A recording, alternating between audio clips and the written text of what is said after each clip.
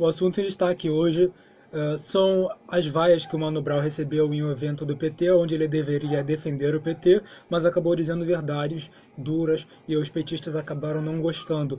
Quadro que se repete, né, o que houve ali com o Cid Gomes. E as pessoas estão fazendo exatamente o que o Mano Brown queria, que é fazer repercutir e dar a ele essa ideia de que é um homem que pensa e não se posiciona extremamente, e que é um homem que procura a lucidez, mesmo estando no meio de pessoas que não vão aceitar a sua opinião. O que é uma grande babaquice, porque o que mais o Mano Brown fez em sua carreira é o extremismo.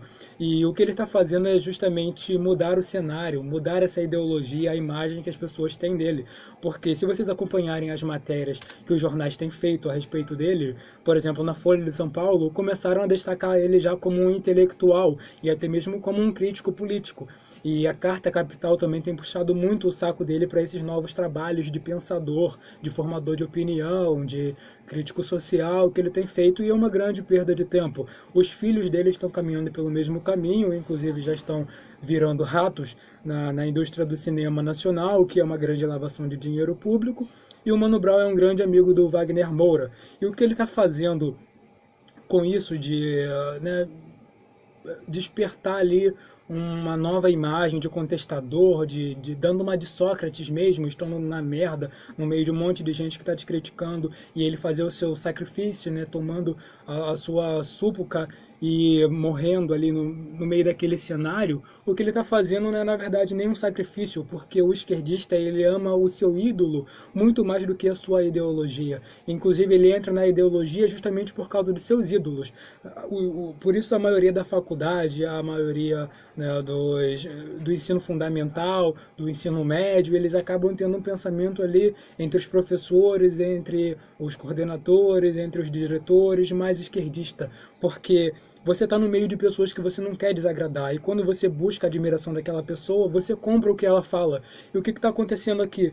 Ele está justamente defendendo esse direito que ele tem de ser um ídolo para as pessoas, então ele está, né, explorando até que momento, até que ponto as pessoas vão seguir os ideais dele. E o momento de campanha é ótimo para ele fazer isso, porque é óbvio que eles não vão vencer. Então, quando ele diz que é óbvio que eles não vão vencer, ele está dizendo a verdade, é simplesmente a verdade. E quando um esquerdista que vive em negação ouve a verdade, ele vai se negar aquilo, ele vai ser contra aquilo, porém quando a verdade vier à tona, ele não vai ter defesas nenhuma, ele vai aceitar e vai dizer realmente, eu estive verdade naquele ponto, então eu vou voltar a idolatrar esse cara. E o que está acontecendo é justamente que ele está plantando ali uma intelectualidade, uma certeza, ele vai dar uma de profeta quando essa casa cair.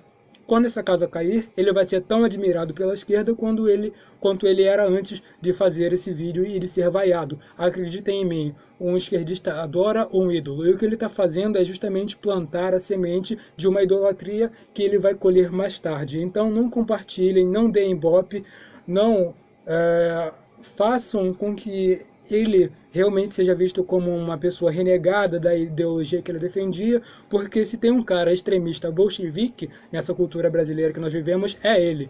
Ele defende o fim da polícia, ele defende, né, o combate à violência com o estudo, porque são coisas que não funcionam. São coisas que na prática nunca funcionaram.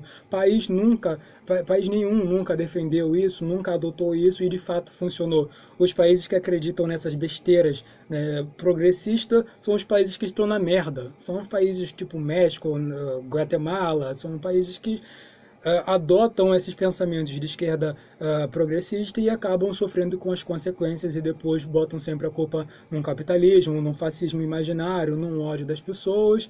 E quando o Mano Brown ele faz isso, ele desperta a verdade dizendo que talvez, né, esse caminho progressista esteja dando errado.